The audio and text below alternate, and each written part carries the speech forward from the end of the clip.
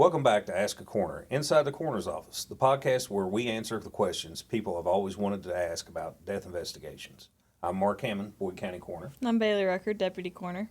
Today's episode is going to be something that's really intriguing and something that's getting talked about a lot really around the U.S., and that's part-time death and the hidden crisis in America about how America investigates death around the world.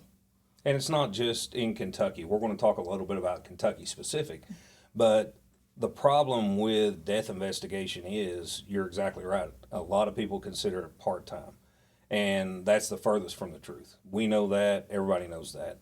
And in Kentucky, we'll take Kentucky for instance, there is a lot of part-time, or what people consider part-time death investigators, because they're the coroner. Mm-hmm. They're an elected official, and does it matter where you die? Does it matter as far as how your investigation goes? And the answer is yes. I mean, we see that every day. And it's across the nation the same way, because basically in Kentucky, it's up to the local court system, the fiscal court, or your governing body to decide how much death investigation is truly worth. And a lot of people says, well, money only goes to certain expenses, or you only can take it so far.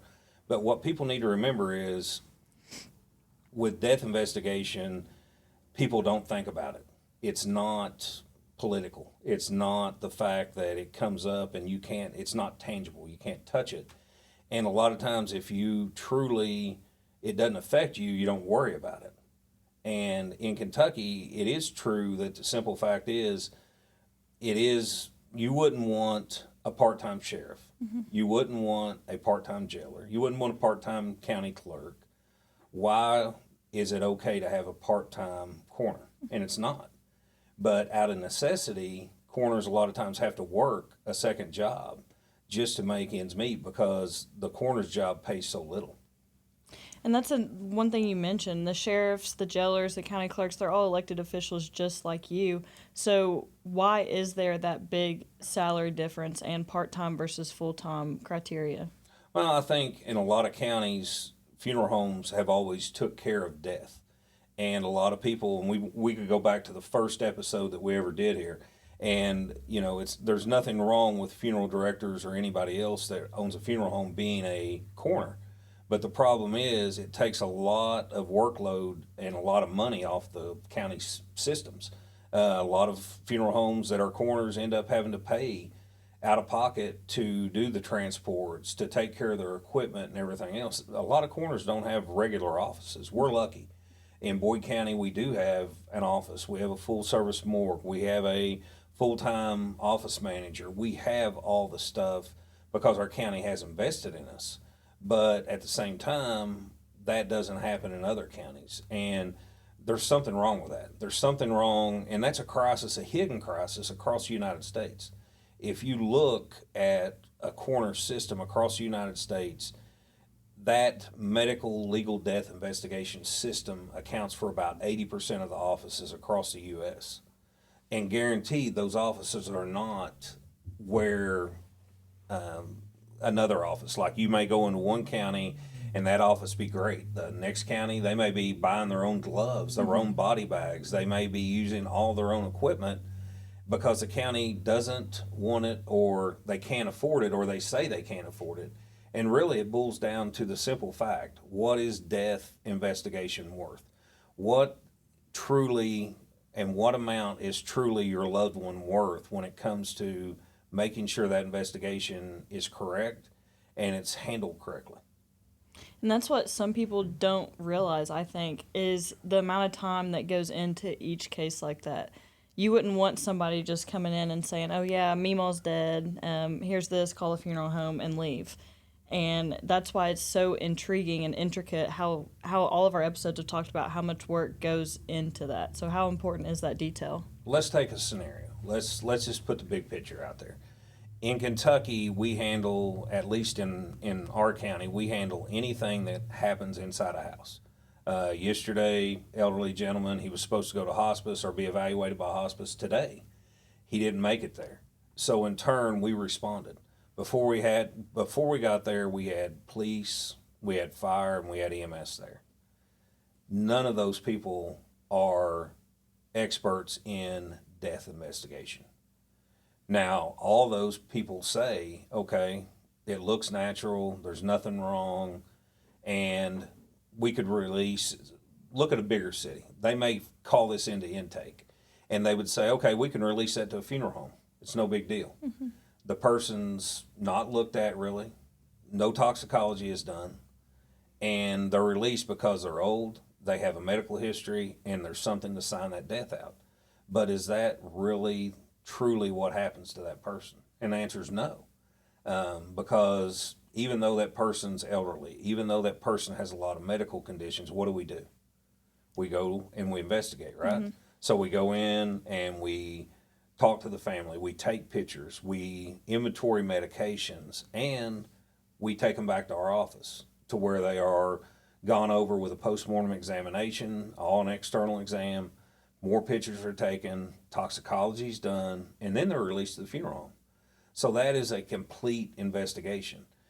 If you don't do that, a lot of things will slip through the cracks. And that's where money talks a lot of times. And when I say money talks, there's places out there across the United States that have to pay for their toxicology. So guess what?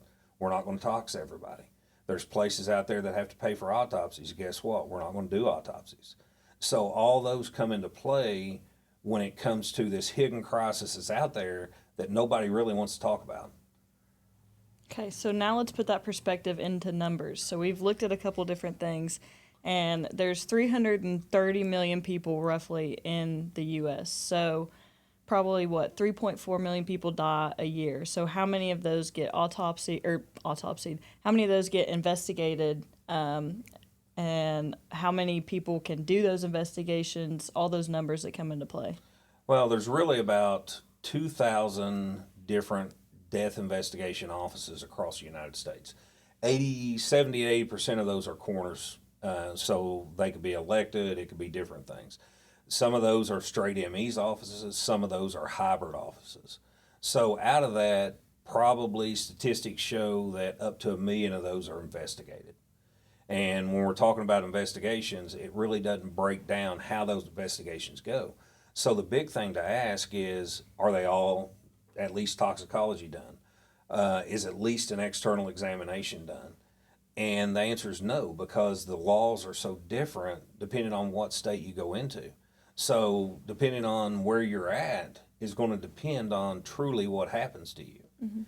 And I can give you a great example of that is I had a relative that lived out of state, and she died suddenly at home, worked into the hospital, and she was right at 60, and they weren't going to do an autopsy. They weren't going to do anything. They were basically, the doctor could sign it out and it was going to be done. And until I brought up a lot of the laws that's in that state, because I wanted the autopsy. And then she had a full investigation to where we could tell her true cause and manner of death compared to let's just guess and say this. So that boils down to money a lot of times. It boils down to how many investigators you have. You look at bigger cities that have 3 million people in their jurisdiction, and you got to look at how many people die a day. Do they have enough? And the answer is no, they don't, because we know that there's only, 30,000 investigators, some type of investigation? Really like 11,000, and then so that leaves, with all the other numbers, that's like one person investigating 30,000 people. Yeah, one person for every 30,000 deaths. Yeah. And when you look at that, it's like, that's crazy. But you wouldn't have a sheriff's department investigating 30,000 calls with one person. Yeah. And you wouldn't have one jailer running 30,000 people. But it's okay to do that with death, and it's wrong.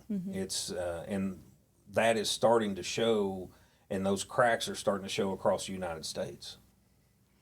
Okay, so now let's look at a real, and you kind of used some examples also. So an elderly person dies at home and nothing looks suspicious. You kind of already touched on this, but like police is there, everything, we're cooperating with everybody. So what could be different in counties that determine that investigation and how thorough it is? Some, depending on the coroner or depending on the medical investigator, a lot of times that phone call is made to an intake service. And that intake service says, okay, they make the phone call to the sheriff's department. Sheriff's department calls and says, hey, this is the death we got. And they're talking to the coroner, they're talking to the medical examiner. Okay, they're on this kind of medications. He's got heart problems or she's got heart problems. They got high blood pressure. They got diabetes. They've got COPD. They've got all the stuff that would say, okay, I can sign this death out without even looking at that body. And in a lot of places that happens. Thankfully, it doesn't happen in our jurisdiction. In our jurisdiction, we would get the phone call by the paramedics that say, dispatch, we need the coroner. Boom, we show up, and we would come in and we would talk to the police. We would talk to the medics, get their story, then go talk to the family, get their story, and truly investigate that death. And a lot of families are like, why are you taking them with you? Why isn't the funeral home called? Because our investigation's not over with. And so that's when it truly says, okay, are you doing toxicology on that person? And the answer is yes. We did and I think I talked about this before, but we did numbers one time. In our head, perception a lot of times will steer you wrong. Mm-hmm. So at that time, Lacey worked the office. She was the office manager, and of course, numbers come to play with her. Yeah, always. And so she was like, what percentage of deaths do you think you all tox? How many times do you do toxicology? Everybody was like 90%, 95%, 97%. We were all in the 90s. And she was like, the true number is 78%. And we were like, wow, guess what? We let a lot of things that maybe would slip through that we would have changed on a death certificate. So what did we do? We made it a goal to where we're going to tox 100% of our deaths unless we can prove otherwise. If it comes in, we even tox people that come in from nursing homes. We tox people if they worked into the ER. So everything, we have a cause and manner of death, what we think preliminary. But what do we always tell the families? Everything's changed. It can change. It can change. It can change because if we do toxicology, which we do, and the first thing I say is there's no disrespect, but that's part of our investigation. It's an investigative tool that we use. We get back that toxicology and we could find a medication in there that totally is, the numbers are off the chart. And it's like, okay, now why is that off the chart? Well, it could be the fact that they have kidney failure and the kidneys are not letting everything metabolize out the system, so that drug builds up. Well, that drug, if it's built up in the system, can cause things like, such as you could have issues with arrhythmias, different things like that. So that could contribute to their death. And we would have never found that if we hadn't have been paying attention. Mm-hmm. And that's why I think our medication count is so important too. Taking the prescription medicines from the scene, counting them, knowing exactly what they're taking, when they're taking them, getting that true count can answer a lot of those. Like, we can put those puzzle pieces together with the toxicology versus what their actual count's saying too. Correct, and that makes a lot of difference to us. People mix up their medicines, and if you mix up even a medicine that's not necessarily a narcotic, it could still cause you a lot of problems. Trazodone is a big one out there that people take for sleeping. Well, if that builds up in your system, it can cause you a lot of issues that could cause an overdose depending on how high that level is. And a lot of things happen on the back end too that I don't think people realize. Like, if you're taking this for so long and then you stop, it might still bite you in the butt a couple months later or something like that. Oh yeah, so you got to pay attention because medications stay in your system for so long. Yeah. And medications have half-lives. It's like methadone. There's methadone clinics everywhere because of addiction and everything. The thing about methadone is methadone takes 9 cycles to go out of your system. So it has 9 different half-lives before it goes out of your system. So it can build up in there really quick. Okay, so back to the numbers thing. Of those 11,000 people, we'll focus fully on the ones in Kentucky just to talk about the salary differences and everything. So numbers in Kentucky, it's kind of insane, but coroners average $24,000 a year. And that's, the highest and lowest. Like, where do you go from there? So what happens in Kentucky is every 4 years of the election year, a salary has to be set for January 1. So you set that salary for whoever the coroner is going to be January 1. And in Kentucky, that ranges anywhere from $5,000 a year, which is totally crazy, to Wow. the last count that came out in January this year was $97,800 and some dollars.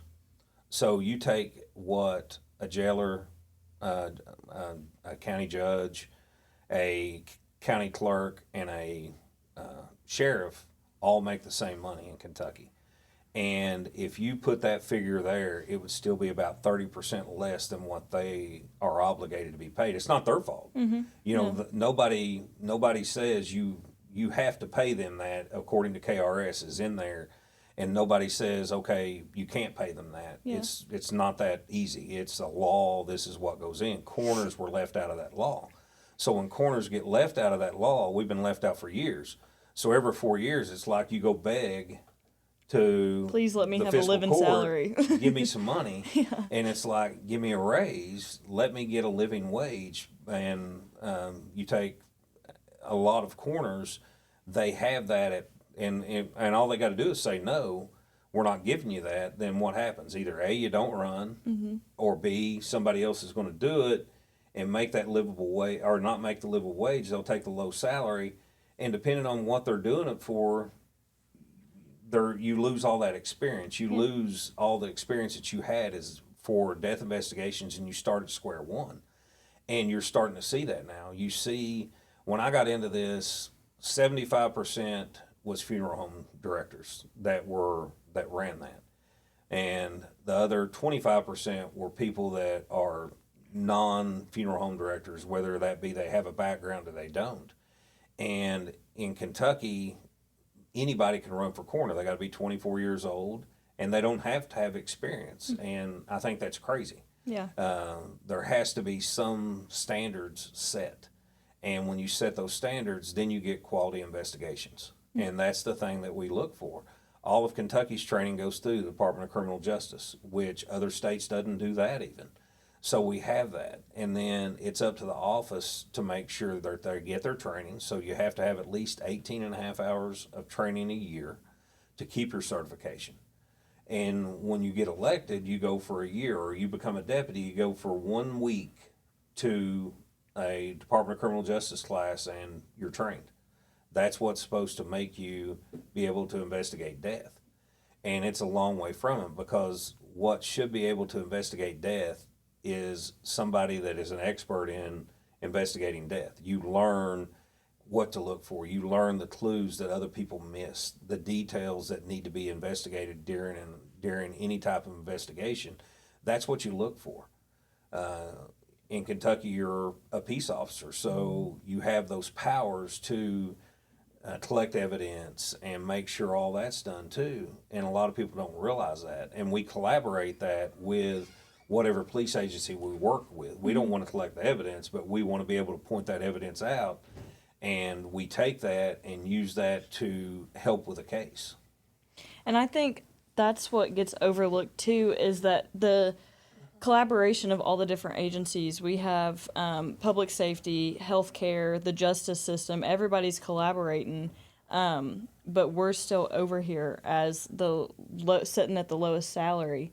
And it's also still like, it's kind of crazy that the funeral home, it's still like a 50-50 split with the funeral homes, only because counties rely on their funeral homes to do it, because they don't want to break out that extra money to give to people. So they're forcing the funeral homes to stay on the coroner side instead of giving like training to another death investigator to continue that career. And that's true. I mean, the whole deal is like you said, it takes hours and hours. Easily, I was on call 24 hours. We do 24-hour shifts. Yesterday, I did 3 calls, and everybody's like, well, you could do that in no time. When a call averages from start to finish anywhere around 8 to 10 hours, and sometimes longer, no, it takes a while. You got to investigate the death. You have to go to the scene. You have to talk to family. You got to collect evidence if there's anything to collect. You collect the medications. You bring them back to the office. You have to touch base with the funeral home. You go back in the morgue and you do work for about an hour. And then after all that's done, then it's time to write the report. And then you write the report, get it all set up, you burn your pictures and make sure that they're there for evidence of what happened and how the patient was and everything else. Then you may go home.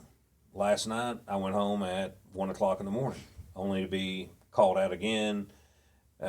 You went out a little before 1 Yeah. and got back in about 3, and then got called out again about 5:30, and that's a normal shift. And a lot of people don't see that. Does that happen in every county? No. But at the same time, every county don't have a jail. Yeah. Every county does have a sheriff, and they rely on the state police a lot, but they still provide 24-hour protection, and they still have a livable wage and things like that. So when you look at the coroner's office or the death investigations across the United States, you have the same problem.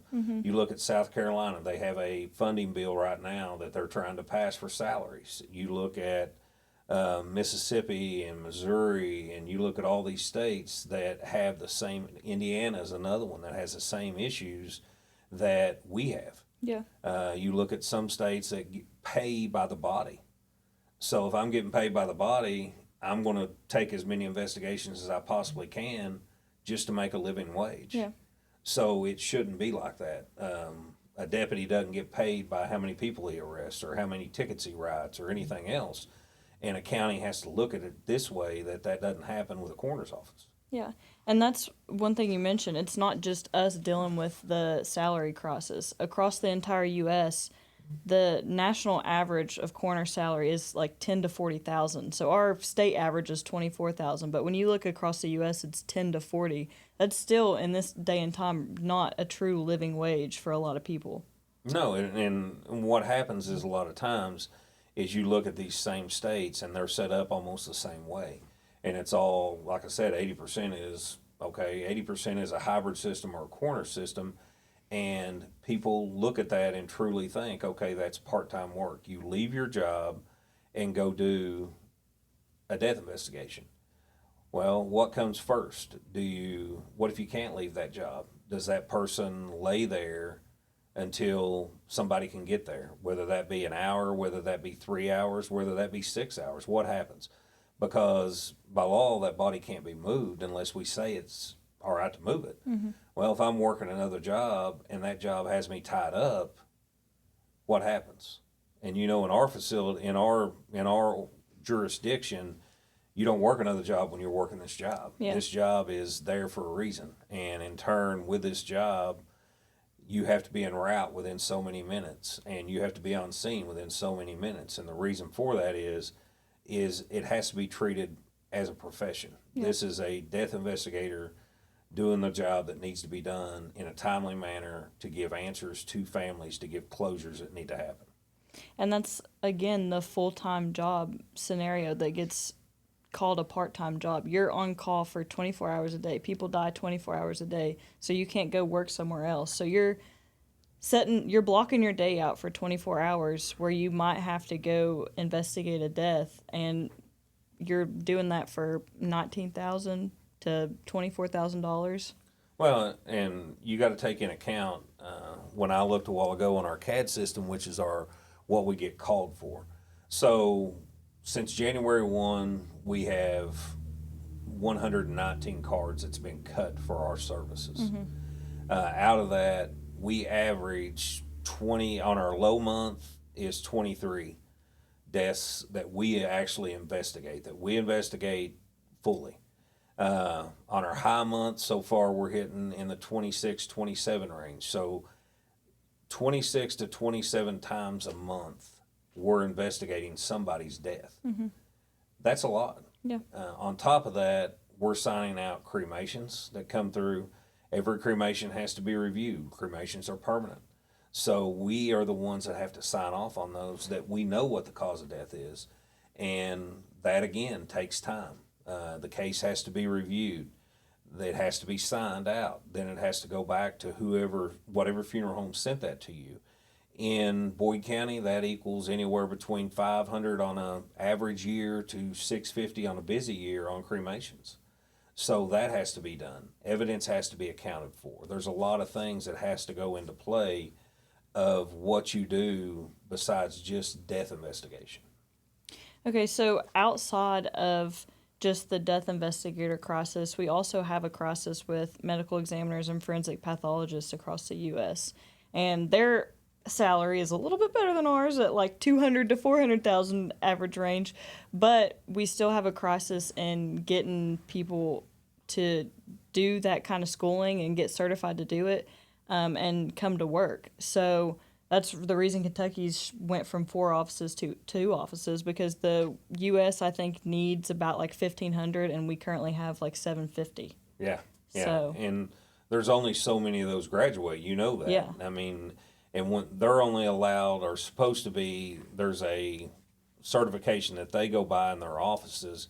And what is it, 250 autopsies a year is what they're supposed to do.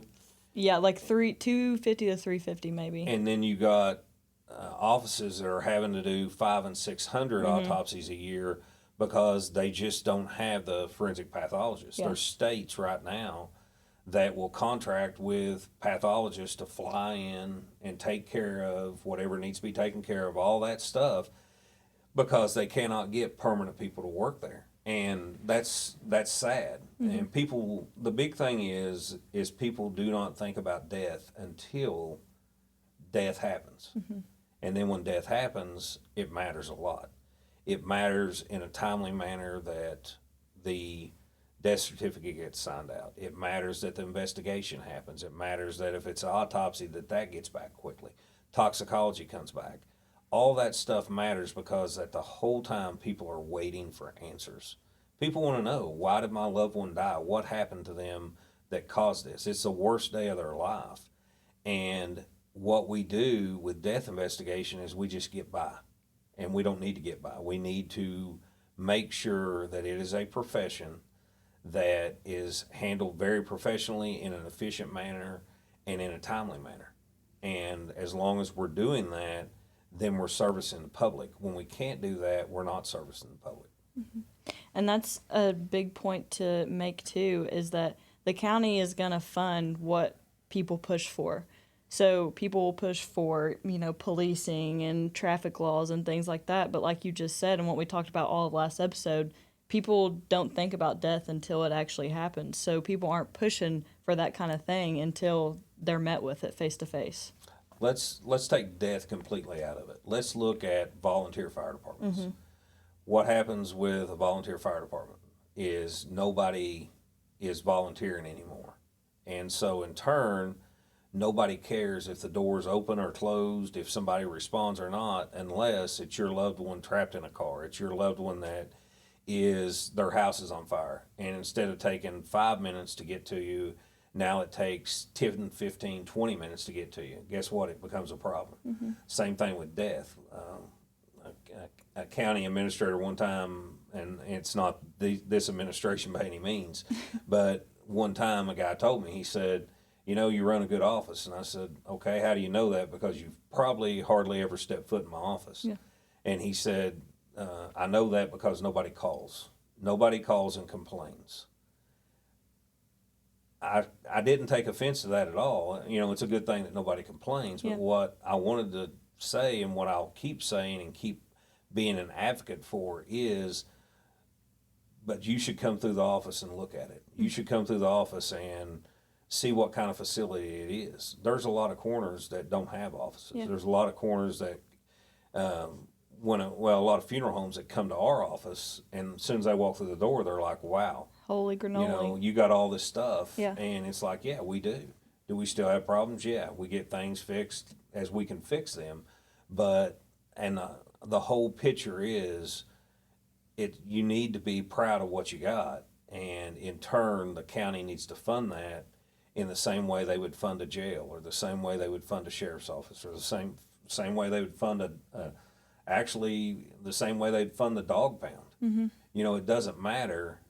The coroner's office is way down here because nobody says anything about it. Nobody pushes for that funding. Yeah. And it's kind of invisible until you need it. Yeah, because somebody's always there. Somebody always shows up no matter what. Exactly, exactly, and that's the big thing. And it really plays a part and kind of makes you think when you see the effort and time we put into even like criminal cases and, you know, getting the prosecution aspect of it, the time that gets spent into collecting evidence that's going to put somebody away, that it harms somebody's family, things like that. And we were talking about earlier, you know, like phones and things like that. A lot of people don't think any of that's important, but on a death investigation, it's very important. And so we will take that stuff and the time we spend getting it to a crime lab, getting it analyzed, giving it to the right people to do that so that we can get the information off of it to make an arrest if need to be made through whatever police agency we're working with. All that becomes important. If somebody moves something that they shouldn't have moved, it could easily jeopardize that case. And so we make sure that that doesn't happen, but that's not everywhere. And that's where, you know, depending on where you die, you may get answers or you may not. Or you may get a guess. And we don't like to guess. Yeah. We want to give professional answers. We want to be a professional organization. And in order to do that, we got to push funding along. And that's the dirty little secret a lot of times is, okay, they do their job, so we leave them alone. We'll give them a little bit of money, and this is what will happen. But in reality, people don't see the backside of that. And that's the problem with the whole crisis, and it goes across the United States. It's not just Kentucky. Mm-hmm. And so that's like kind of the final points that we can conclude on is the fact that all of these other county officials are full-time elected officials. They make this salary and they get to do all this, like their offices are heavily funded, and death investigation offices, they're underfunded, they're overlooked, and really it's inconsistent across the state, across the U.S. and everything, and because people don't look at it until they have to. So should your family's death investigation be inconsistent just because of the place where you live? Well, let's look at numbers. And you talked about funding. One of the things, and we'll leave it at this on this because we've talked a lot today about different things and about funding. But every bit of our numbers, what goes on a death certificate matters because it's coded, just like any other medical coding is. So guess what? Where does the CDC find out how many overdoses happened in Boyd County? The way I sign a death certificate. And if that's on there, guess what? That counts as that number. How many accidents? It counts as that number. Well, classic example. And we had a gentleman that took a fall at home, had a bleed in his head. And in turn, and we caught it as a coroner's case.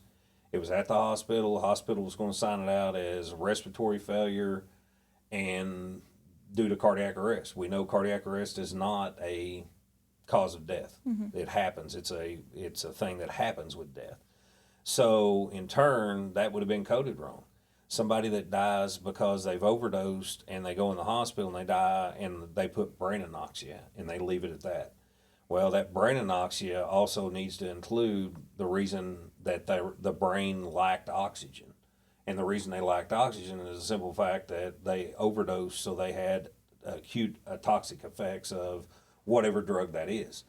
Well, when that happens, guess what? The coding now hits that. Well, in a lot of states, that's money. It's money for health departments. It's money for to do Narcan saturation. It's money to help with opioid addiction. Every county in this state has money for opioid.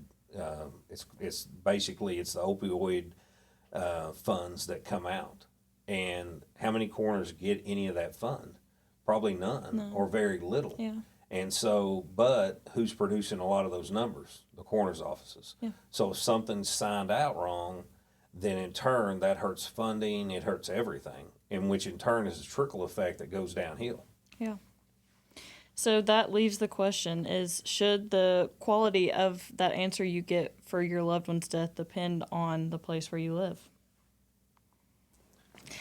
Okay, now we have a couple questions from the public. The first one is Melanie Queen from Ashland. She says, I worked in the vascular cardiac cath lab for years, and unfortunately, routine, minimally invasive procedures can result in death for a multitude of reasons. We held them in the lab until notifying family if not present, and the morgues or funeral home was available, but I have no clue about what happens after they left the lab. When this occurs, what is the coroner's role, and what procedural information do you require, and does this require autopsy? So what ends up happening usually is we get a call from nursing services. They will leave the person in the cath lab and they will tell us what's going on, what happened exactly, and we will ask, okay, do you have a doctor that was performing the procedure that's willing to sign off on that? And if they say yes, then we usually let that happen. We worry about cause and manner of death, not litigation. So it doesn't affect our investigation a lot of times. So in turn, the doctor that was performing it or another doctor that looks over that case will sign that out through the hospital. The time of death is always the hospital's time of death. Even in the ER, we use the hospital's time of death. Now, if we're out on a scene and we show up, it's our time of death. And that's the two differences there a lot of times.